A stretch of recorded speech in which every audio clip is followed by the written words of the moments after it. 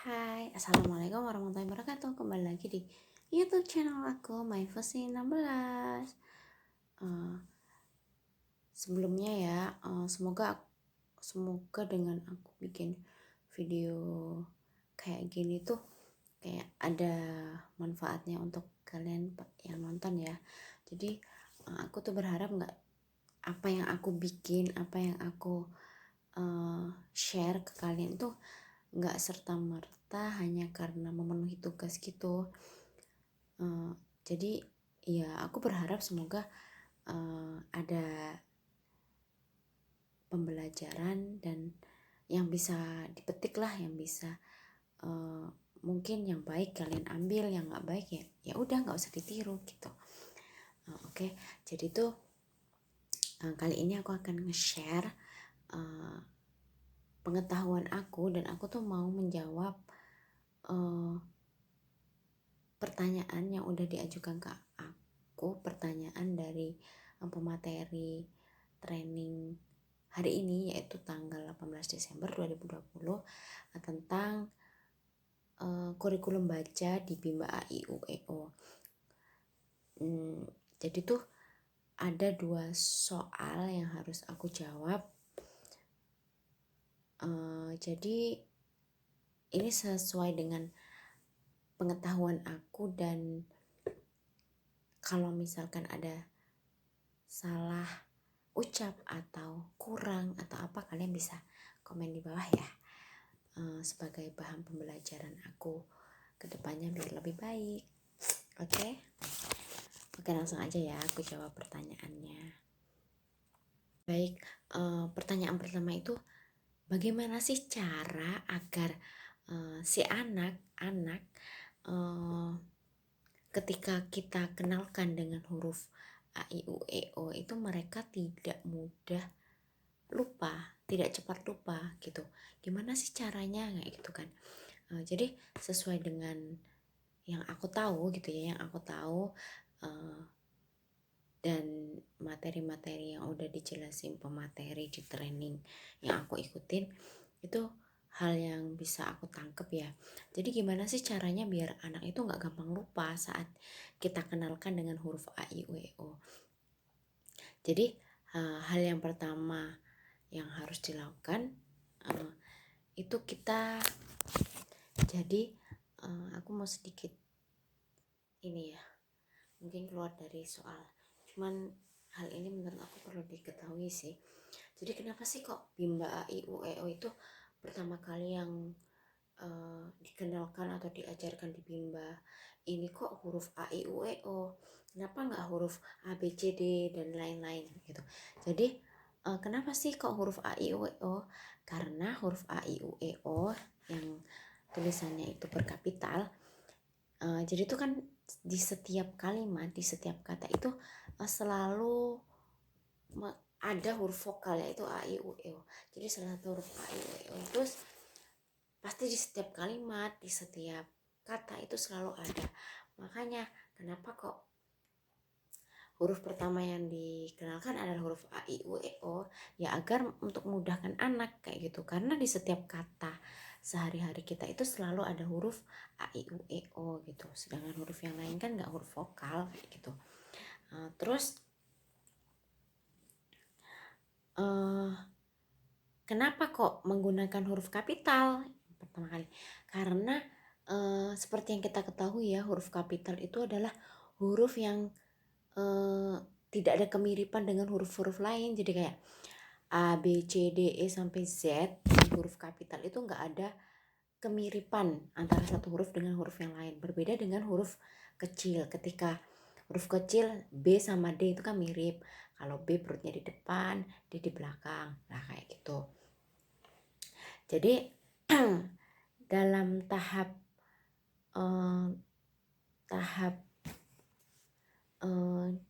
jadi tuh di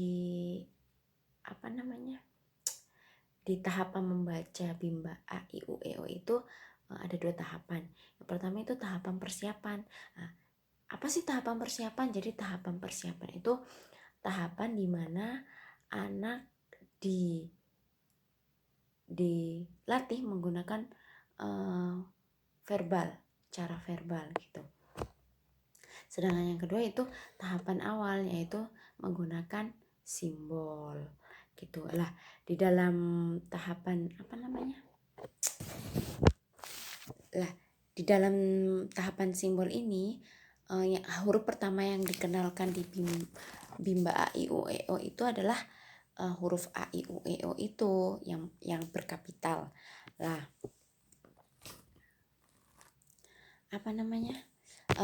Sedangkan huruf pertama yang dikenalkan ke anak itu nggak langsung A I U E O gitu, nggak. Jadi perlahan satu huruf. Jadi yang pertama dikenalkan adalah O. Kenapa kok huruf O? Karena kan anak itu biasanya itu yang selalu diingat tuh kalimat terakhir kan. Kita ada lagunya ya. Aku suka Bimba A I U E O, maksudnya yang diingat O. Lalu kenapa kok O yang pertama kali dikenalkan ya? Karena untuk memudahkan si huruf itu kan merupakan huruf terakhir gitu loh. Jadi itu yang gampang diingat anak, makanya pertama kali dikenalkan. Nah, setelah huruf O baru disusul dengan huruf A.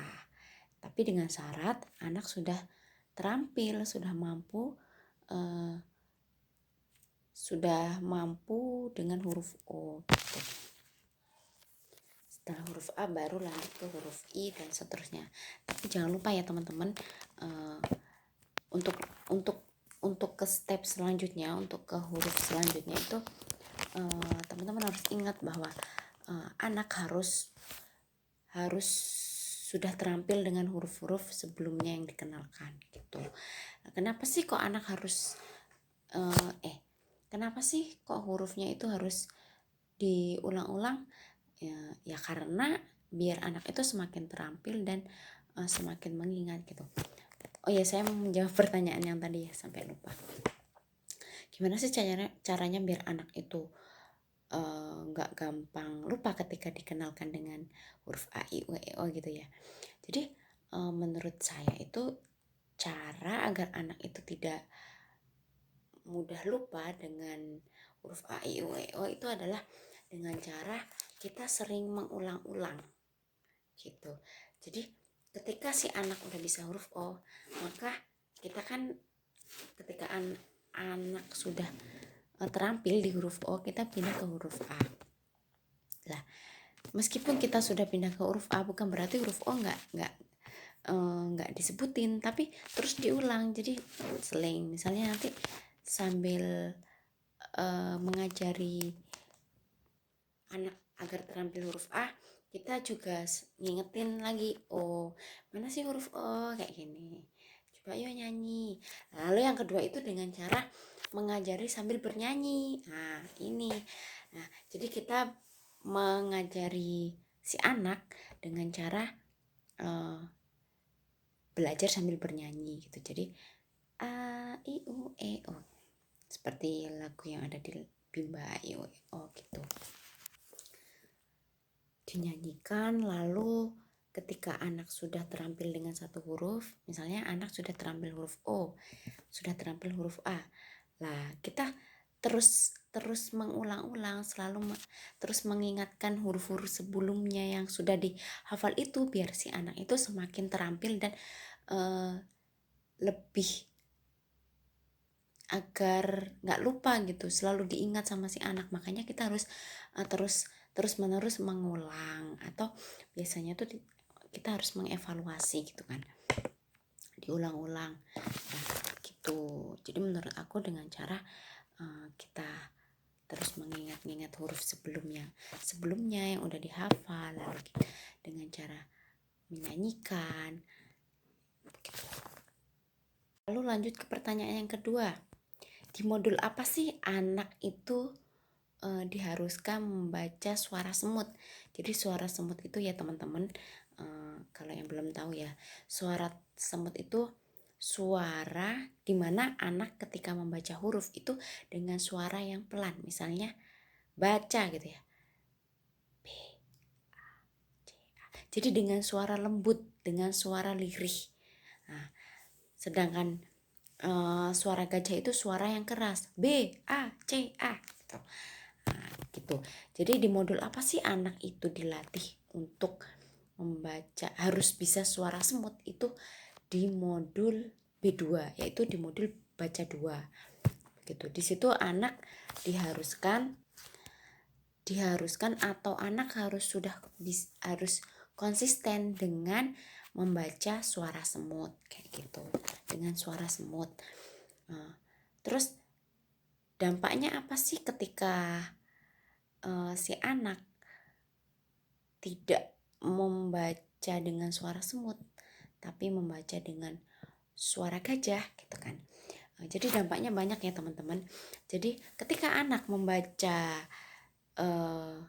menggunakan suara gajah atau keras gitu ya, itu jelas itu cepat membuat si anak itu lelah, capek gitu kan, karena energi yang dikeluarin lebih banyak gitu kan, karena mengeluarkan suara yang lebih keras gitu. Nah, selain itu juga mengganggu lingkungan sekitar. Karena apa? Karena berisik gitu, suaranya keras banget, bacanya keras, itu sangat mengganggu sekitarnya kayak gitu. Jadi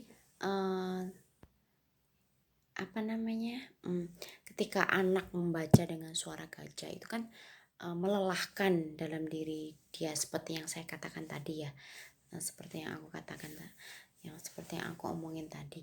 Jadi karena lelah ya, jadi namanya anak kan bacanya keras itu kan mesti capek, mesti lelah.